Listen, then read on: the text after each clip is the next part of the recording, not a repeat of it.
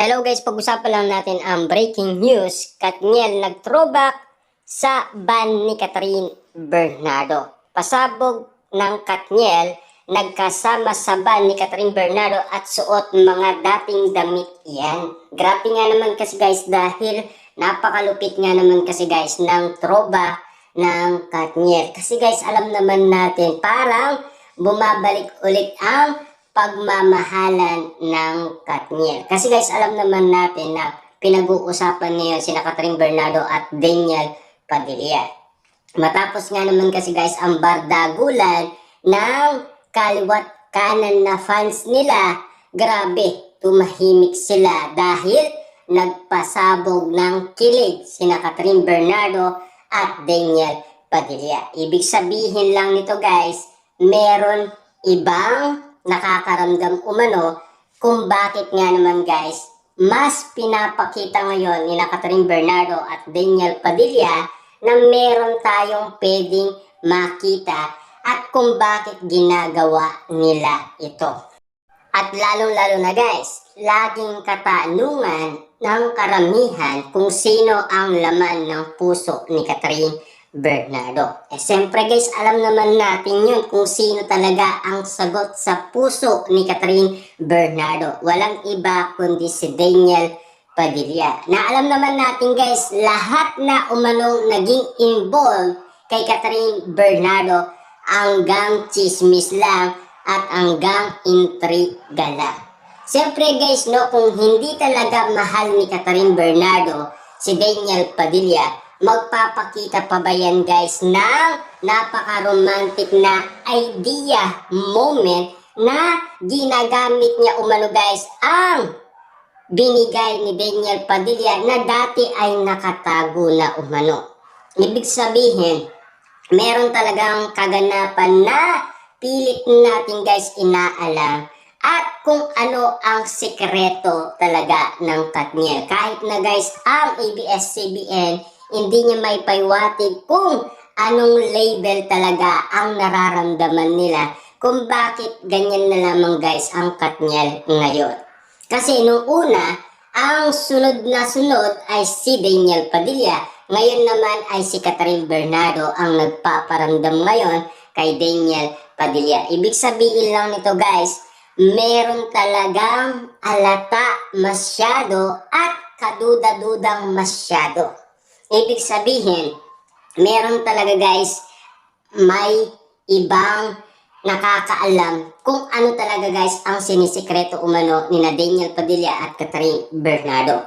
Ayon umano kasi guys sa mga solid fans ng Katniel, bakit daw si Maja Salvador at Rambo ay nagkabalikan, matagal ding nagkaiwalay. Ibig sabihin lang nito guys, kinukumpara ang nangyari umano kay Maja Salvador sa nangyari umano kay Catherine Bernardo. Kaya nga naman guys, itong usapin patungkol umano sa Katniel, pilit nilang binubuksan na meron talagang kakaibang nangyayari. Kaya nga naman guys, ang Katniel fans umaasa nga naman kasi guys ng balikan. Siyempre guys, no, yung motivation na pinaparandam umano guys ni Catherine Bernardo at Daniel Padilla, ito na yun. Kailangan guys maramdaman lang nila kung ano ang kakaibang pinapakita ni Daniel Padilla at Catherine Bernardo at kung bakit sila masaya. Ibig sabihin guys, kaya nagsalita si Catherine Bernardo na happy siya at single na single kasi kasama niya si Daniel Padilla nung araw na yun sa ABS-CBN booth. Diba? Na alam naman natin kasi guys, magkatabi lang sila sa pila.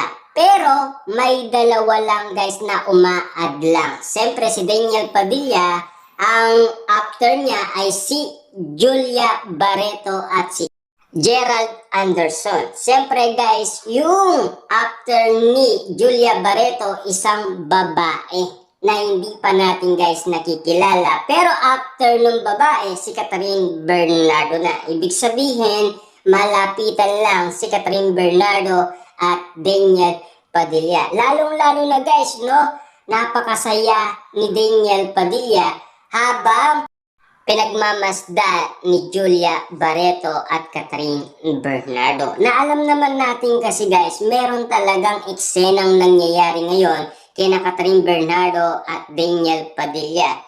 Malalaman na lang natin ito guys sa darating na panahon. Kung sakasakali man guys, magkakatuluyan talaga si Daniel Padilla at Catherine Bernardo. At lalong-lalo na kasi guys, magkalapit lang ang kanilang kondominium. Kung sakasakali man guys, sa lahat ng mga issue at intrigang nangyayari ngayon kina Catherine Bernardo at Daniel Padilla, at lalong-lalo na guys, di ba?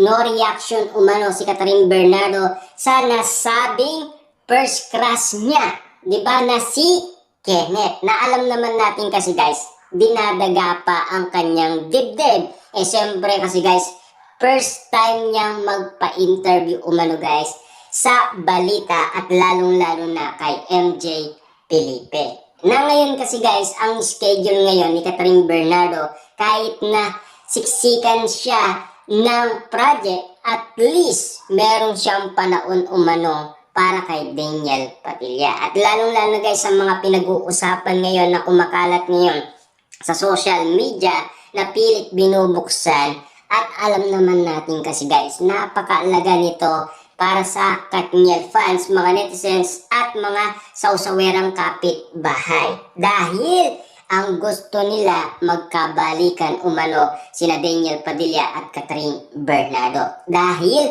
ayaw nila kay Mayor Mark Alcala.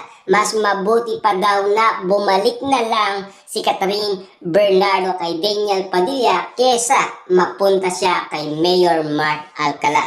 Alam nyo ba guys, yung nagsasabi noon na marupok si Catherine Bernardo kapag siya ay bumalik umano kay Daniel Padilla.